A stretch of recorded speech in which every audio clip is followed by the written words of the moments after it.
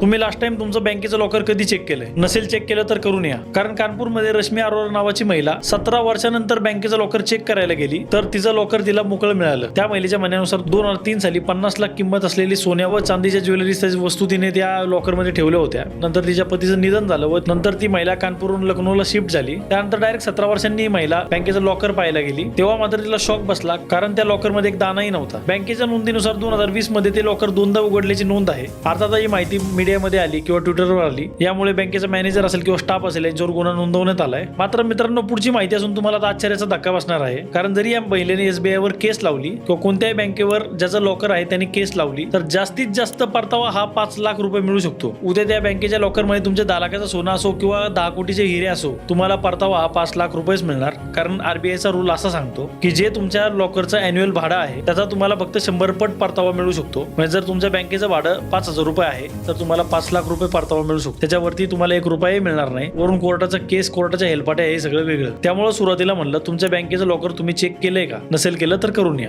धन्यवाद.